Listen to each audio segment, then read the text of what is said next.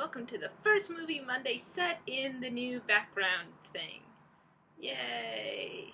I'm still trying to figure out the lighting in this place, so things might change over time. Also, keep getting reflections in my glasses. It's been driving me nuts. So I don't know if we'll keep the glasses on or off, but enough about that. Let's move on. There's no doubt that Pixar has produced multiple successful films, and that mainly has to do with the stunning animation and the top-notch storytelling. Way back on my first Movie Monday, I addressed Pixar sequels and why they exist, but I specifically left out Monsters University, since it was technically a prequel. And now we're going to look into this college buddy film, because it might not be all that it seems. The response from Monsters University when it came out was more along the lines of Finding Dory. It didn't feel like a money-making movie scheme, but it didn't seem to hold up as well as the original did. Between the two to watch, I'll usually pick Monsters, Inc.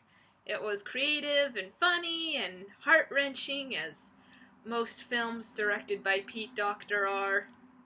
Monsters University, however, was directed by Dan Scanlon. I think that's how you pronounce it. Forgive me if I'm butchering his name. And Dan Scanlon was mostly known for artwork on the direct-to-video Disney sequels before joining the Pixar senior creative team. So yeah, for anyone who remembers the straight-to-video Disney sequels back in the day, you know exactly what I'm talking about. So we seem to have a setup for a standard sequel, prequel thing. But is that what we actually got? And let me say in here that I wasn't actually planning on discussing Monsters University for a Movie Monday. But then I watched it recently because it was playing on TV, and for some reason this thought just clicked. I could be completely wrong about what I'm going to say, so hang in there. Monsters University is primarily about how Mike and Sully met and became friends. Primarily.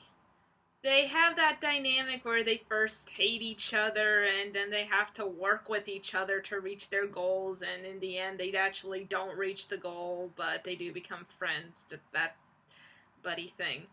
It sounds like a pretty standard friendship story.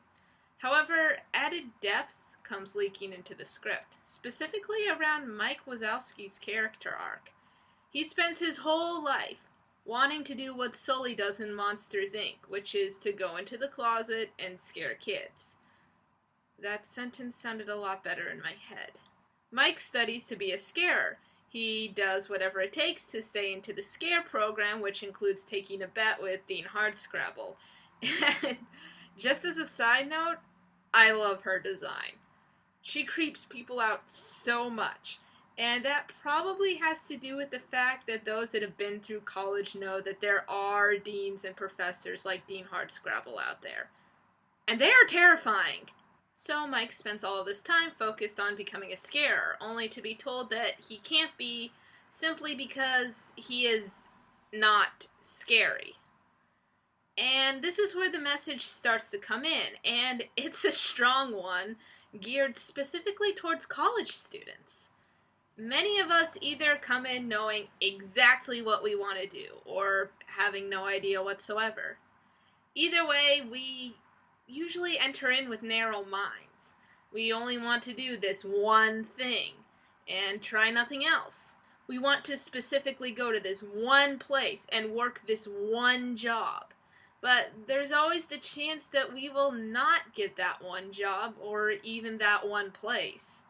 Mike wanted to do one thing. He wanted to be a scarer at Monsters Incorporated. But because he doesn't have the natural qualities of a scarer, he doesn't make it. And that's not because he wasn't trying or because he gave up. Sometimes that just happens. And that can be very hard to accept. But that leads to the message. You might not end up where you plan, but you can always make the best of where you go. So Mike doesn't become a scarer. Well, Sully's not a scarer either, because they both got kicked out of the university for tampering with the door to the human world. Instead, they start to work in the mailroom of Monsters Incorporated and work their way up from there. And even then, Mike doesn't become a scarer, but he's discovered his true calling, to be a coach for Sully and his scaring. At the start, neither of them were in their ideal situation like they were hoping for, but they both managed to come out with their best possible outcome because they embraced what they were doing, even if it wasn't exactly what they wanted. And that's a good message for college students, because we don't know where we're going to end up. We could be doing several years at a job that we never pictured ourselves doing, and that can suck. But if you embrace your opportunities for what they are, instead of comparing them to your specified goal, then you might become closer to your dream than you may ever think. And that's it for this Movie Monday. As always, if you want to go and see more Movie Mondays, you can click on the link below. If you want to see other stuff on the channel, we will have links below for that as well.